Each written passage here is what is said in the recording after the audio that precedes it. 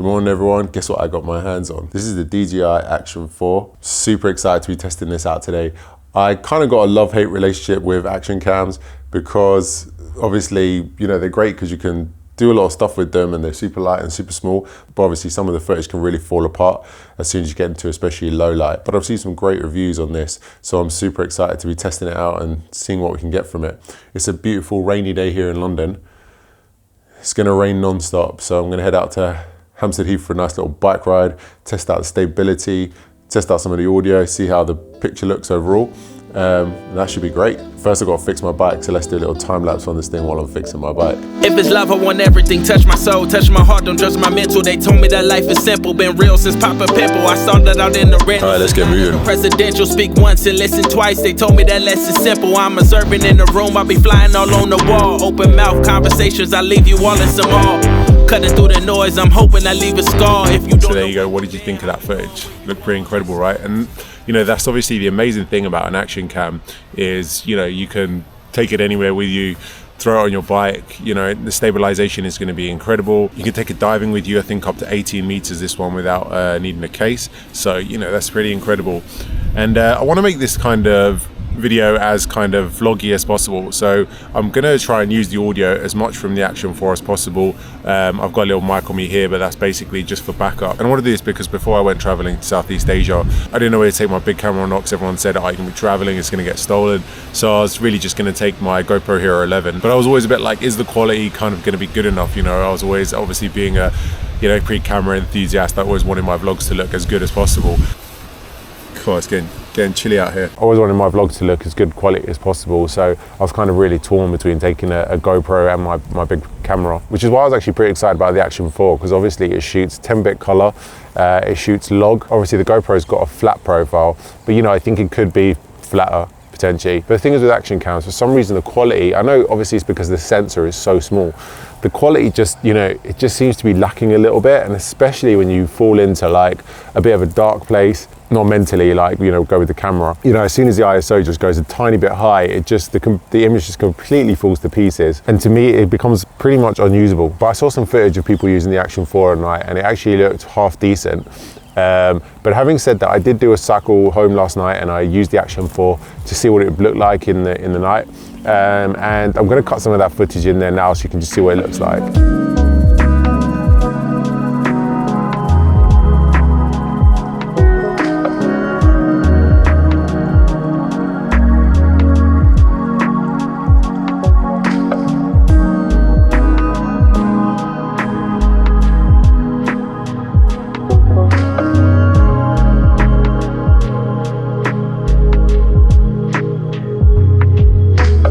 Yeah, let me know what you think. I actually think that for some reason, because the night kind of mode was on, the stabilization seemed to kind of lack a bit, and you can really see the camera kind of moving and jolting, and it didn't seem to handle the movement too well being on the bike. But let's test out how flat D-Log is compared to the GoPro flat profile. So I've got my Hero 11 here now. I know you're going to probably want to see it on the Hero 12. But I don't think that the picture profile is that different on it. So I'm going to put these side by side and take off all color grading so you can see how kind of flat they look. So there you go. They've both exactly got the same settings as well in terms of, you know, 24 frames per second, 4K. They should look pretty much the same at the moment. But yeah, let me know what you think in the comments.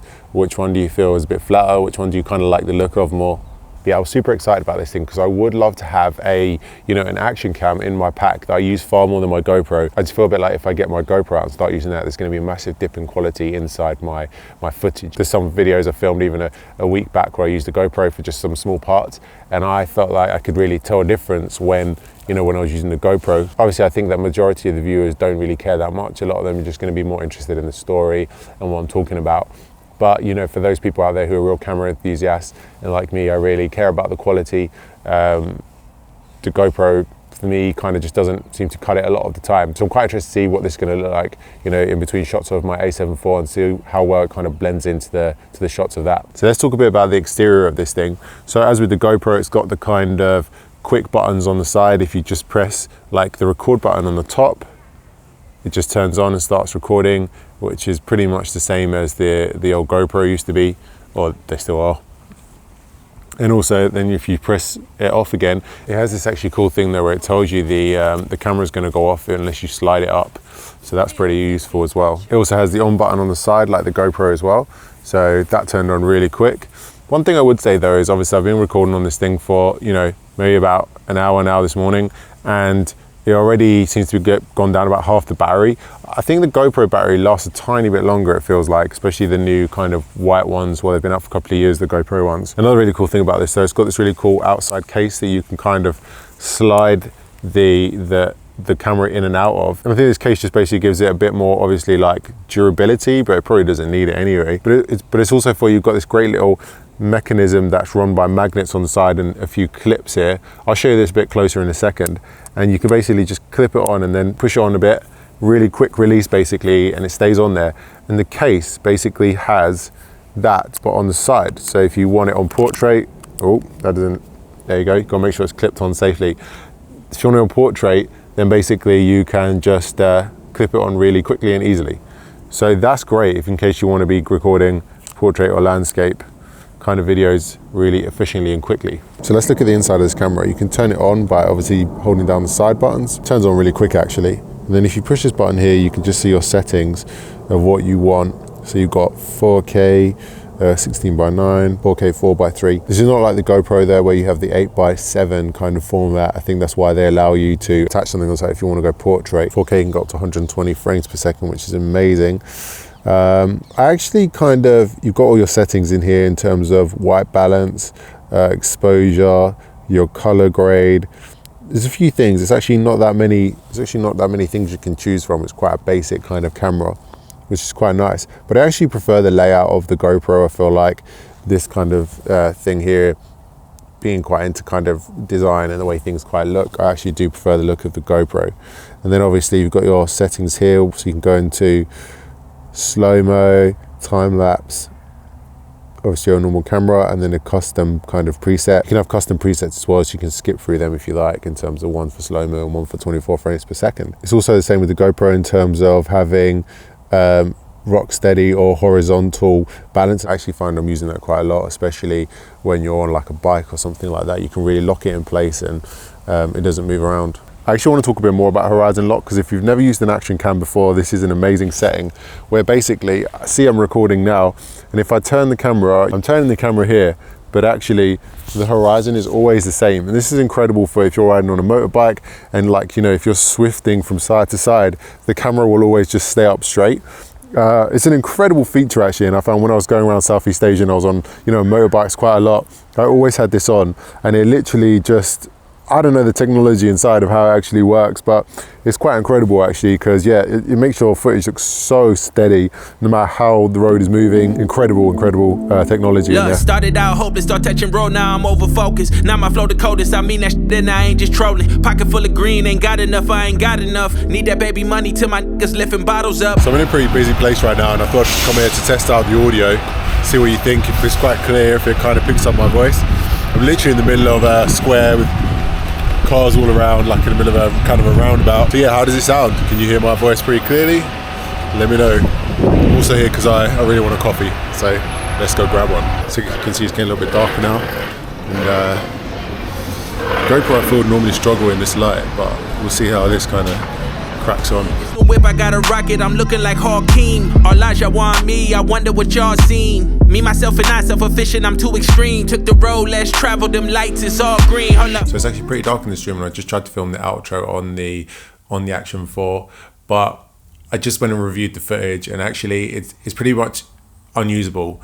So I'm going to quickly do it again on here, and I'll actually just show you the footage. The last thing I wanted to film is just here indoors, because this is where I feel like the GoPro kind of fails. I know it's not that dark right now, you know, got quite a lot of light coming in through this window, but I still feel like as soon as you go indoors anywhere with the GoPro, it kind of really falls apart.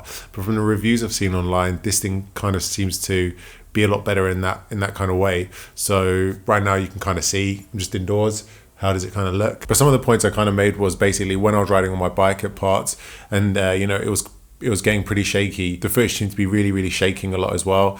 So the stabilization wasn't actually that sharp there, which I haven't really seen on my GoPro 11, and I stuck that thing on a dirt bike, like, you know, going really fast, and that thing was moving around like mad, and actually the stabilization on it was pretty good. Also for me, I know that when I'm reviewing a camera, I really like to see some of the footage so that I can get hold of it and grade it for myself. So I'm going to leave a link below to a Google Drive with the DJI footage that I got from my bike cycling around, so that you can download the footage and have a look at it and use it to do what you want, you know, color grade and test it. But that's it from me. Please comment below what you thought of the camera. You know, what did you think of the low light? What did you think of the stabilization? I'd really love to get your thoughts on it.